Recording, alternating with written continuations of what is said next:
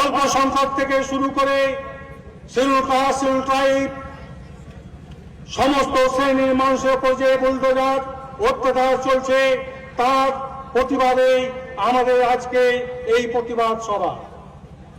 অনবভাবে তারই দোষর যে পশ্চিমবঙ্গ সরকার চলছে, তৃণমূলের সরকার, বিজেপির সরকার, মমতার সরকার, অভিষেকের সরকার, তারা যে মানুষকে দুরবস্থায় ফেলে দিয়েছে, আজকে যে মানুষকে কষ্টের মধ্যে ফেলে দিয়েছে, তার প্রতিবাদে আমাদের প্রতিবাদ সভা আজকে অনুষ্ঠিত হচ্ছে। আজকে আমরা যারা পরিযায়ী শ্রমিক,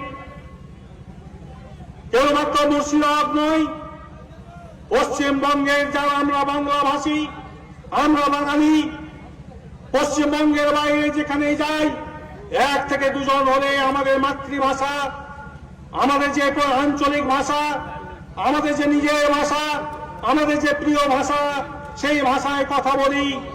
সেই ভাষায় কথা বলার জন্য আজকে আমরা নির্যাতিত হচ্ছি, আক্রান্ত হচ্ছি, এমনকি আমাদেরকে হত্যা হতে হচ্ছে, আমাদের ভাইদেরকে হত্যা করে দেওয়া হচ্ছে। সেই উড়িষ্যাতে হোক, সেই ঝাড়খণ্ডে হোক, আর সে কেরালাতে হোক, চেন্নাইয়ে হোক, আসামে হোক, বিভিন্ন রাজ্যে আজকে অত্যাচারিত হতে হচ্ছে, নির্যাতিত হতে হচ্ছে, আমাদেরকে হত্যা করে দিচ্ছে।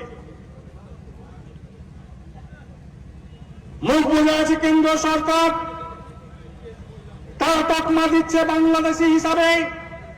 আমরা এই মাটিতে জন্ম করেছি, আমার বাবা থেকে দাদু, আমার পূর্বপুরুষ এই মাটিতেই জন্ম নিয়েছে। এই মাটিতে জন্ম নেওয়ার কারণেই আমরা যে আমাদের প্রিয় ভাষা বাংলা বলি, সেই বাংলা ভাষার উপর বুলডোজার চালিয়ে, তা অপমান করে, লাঞ্ছিত করে আমাদেরকে অত্যাচার করছে, তার বিরুদ্ধে গর্জে উঠেছে আমাদের কেন্দ্রে দিল্লির রাজপথে রাহুল গান্ধী, প্রিয়াঙ্কা গান্ধী, মল্লিকার্জুন খাড়গেজি সবাই মিলে একাত্তরভাবে লড়াই করছে। অনবভাবে পশ্চিমবঙ্গে আমাদের নেতা অধীর রঞ্জন চৌধুরীর নেতৃত্বে, অধীর দার নেতৃত্বে আমরা সবাই রাজপথে নেমে আন্দোলন করছি। হত্যা করলো সে সুতি বিধানসভার মধ্যে আমারই সুতিয়ান ব্লকের সাদিকপুর অঞ্চলের চকবাহাদুরপুর গ্রামের ছেলে। তার কি দোষ ছিল?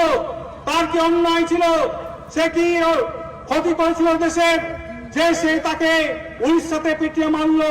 তাই আমরা বলতে চাই, আমাদের যারা পরিযায়ী শ্রমিকরা বিভিন্ন রাজ্যে কাজ করতে যায়, তাদের সুবিধার্থে আমাদের দাবি আছে পরিযায়ী শ্রমিক